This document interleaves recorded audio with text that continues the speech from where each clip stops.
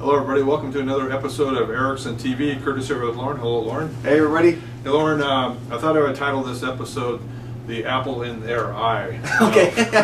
And it's related to what we talk very consistently about diversification. That's right. And we talk about never having too much exposure to one particular security or stock. Right. So they had a really great article in yesterday's USA Today, and I don't expect Shelley to be able to see this, but it's called "Are People Too Invested in Apple?" And the gist of the story is that they use some really good examples of individual investors and how much of their total portfolio is invested in Apple. Oh, Apple stock, yeah, right. Apple stock. Just like it used to be Microsoft, right. Now it's Apple. Yeah, in fact, interesting you say Microsoft because they look at like the market cap of the size of Apple, which is by far the biggest company right now. Right. It's about it's just under $600 billion of market capitalization, which is just it's about 20% greater than ExxonMobil, and about 3 times greater than Microsoft now in market capitalization. Okay. Here's what got me nervous because 2 levels of nervousness. I just want to get your comments. Okay. They said that they used some examples of individual investors talking about Apple. These are some of the comments that they had, because there's no doubt about it, Apple's performance has been very good. Right. In fact, I think if we go back to about a year ago today, it's almost doubled in value. Right. So here's some comments. Starts off with a 35-year-old investor. She said that Apple now accounts for 75% of her overall assets. She says she prefers to follow just a few companies and bought Apple stock when the first iPhone was released. Okay. Okay. Okay. And then it goes into some retired people. Pat Suter, who was retired from the Army, nearly 40% of his portfolio is in Apple. And another one is a 69-year-old retiree from Pennsylvania. 25% of his portfolio is in Apple. It's just a really nice stock, is his comment. Okay, now, so that's one thing. Now we get to some more national statistics.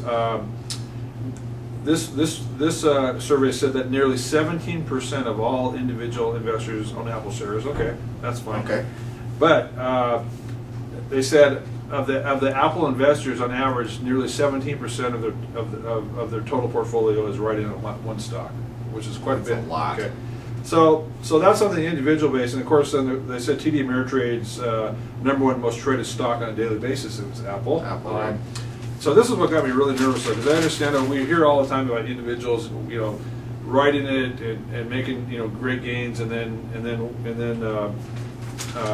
making mistakes and not diversifying until it's too late. Well, now they went into some mutual funds. So these are some pretty famous mutual funds. Here's the Vanguard Information Technology Fund. 19% of its total fund is weighted in Apple stock.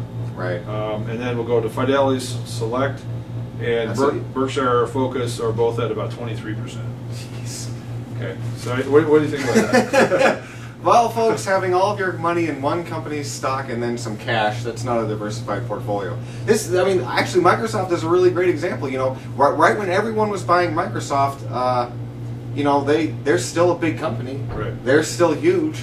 Their stock hasn't done particularly well for a long, long time. Right. A company like Apple Computers, you got to understand that if you're buying them now, you're betting that in the future they're going to grow like they've grown up till this point. Right. Is that even possible? Well, it could happen, yeah. But you're really betting a lot of money on something that would be a really unlikely event. Yeah, I always kind of look at it, if you're investing in individual stocks, every day you own it, you're kind of rebuying it at that price. Right. Yeah. Exactly. And this is a great example. They use Sony stock. A gentleman here said that Sony was considered the Apple of Japan a decade ago when the Walkman came out and stuff like that. And now that the company is not considered a cutting-edge stock, its stock is now trading at about $11 a share, is nearly 50% below its 52-week high, and 90% off its all-time high in 1999. So there's other examples, of course. I guess the takeaway is we don't know what's going to happen with Apple tomorrow or 10 years from now. It's just that we want to constantly advise people to never have too few of their investment eggs in one basket. So. Right. Remember, Apple was started in a garage. The long run, the highest returns are in small company stocks. that become big companies, and you only get those by diversifying in a wide variety of stocks, not just trying to pick one or two. All right. Well, thank you very much, and we'll see you next time on Erickson TV. Bye now. See you next time.